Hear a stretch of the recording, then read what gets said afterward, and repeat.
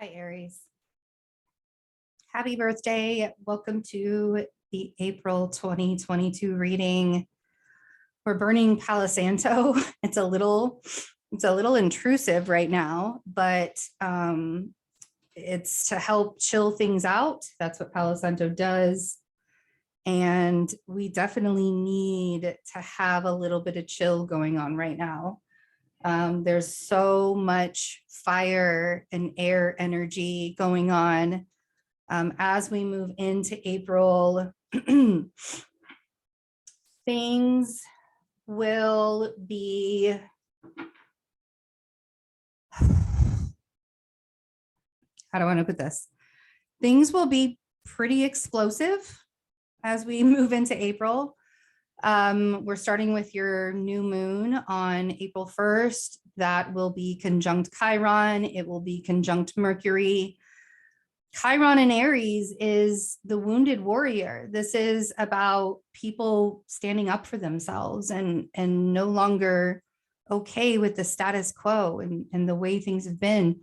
Chiron in Aries is a little weird, and we have Venus in Aquarius for a while until she moves into Pisces, where she's going to be feeling a lot better once she gets into Pisces. But let's look at the cards, because I want to really just see where you guys are for the most part, see where you're coming from. We can talk about the astrology as we go on.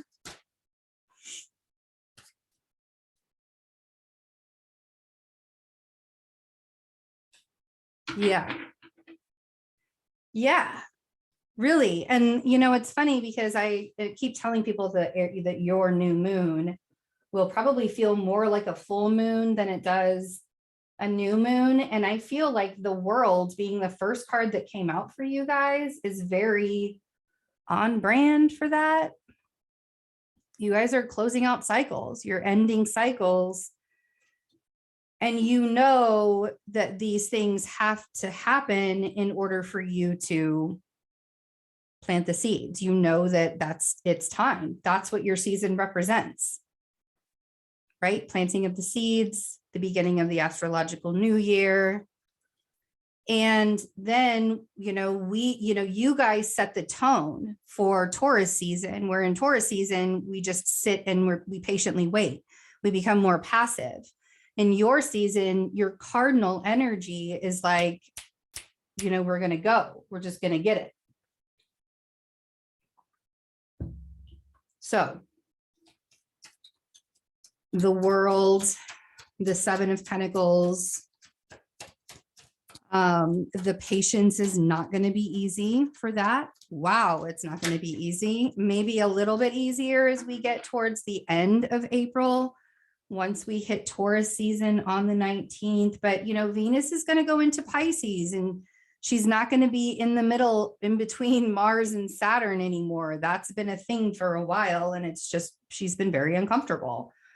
But Venus going into Pisces, Mercury moving into Taurus, there is going to be this softer energy as we get to that Taurus solar eclipse, which is going to be happening at the end of April. So we're going to have two new moons, basically, in April. We have the Aries new moon on the 1st, and the Taurus new moon is a solar eclipse.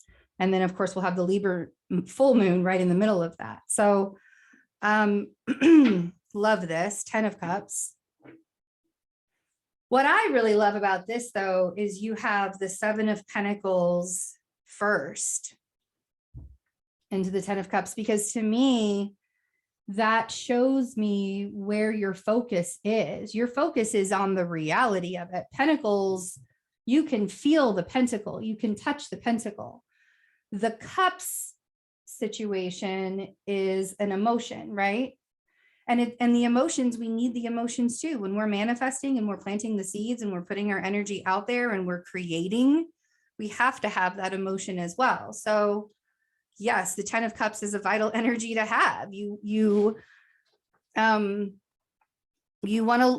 to see your future as something beautiful, and this overall emotional abundance is basically what the 10 of Cups is. The opposite is, because to me, the 10 of Cups is like a very Jupiter and Pisces card, which is where Jupiter is right now. And the other side of that 10 of Cups is having the illusion, the illusion of grandeur, the wanting to have things exactly the way that you want to have them. It doesn't matter how you get them kind of thing. The over fantasizing and thinking that you don't have to take accountability or take responsibility to change your life to get these things, that they're just going to somehow exist without you doing any work. But you're not in that kind of mind space at all. You're starting in a very realistic way, albeit probably a little annoyed with the amount of patience that you have to have, but it's still there, very much there. So yes, the High Priestess.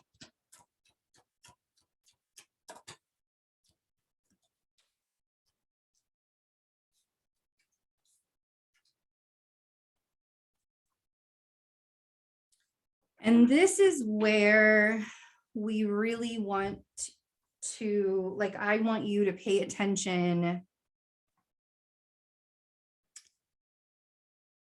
The ego can be extremely triggered in the beginning of April. The ego can be extremely triggered.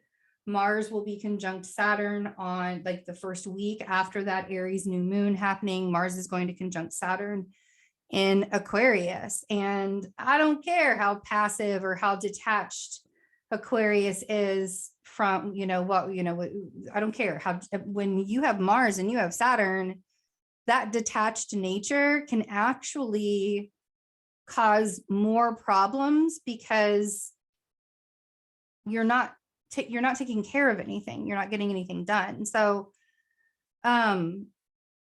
I feel like with this kind of pressure, everybody's going to be feeling that there's this real desire to stand up for yourself and this real desire to take action on. I think that there's just going to be a lot of this, really taking action on things, which is very you,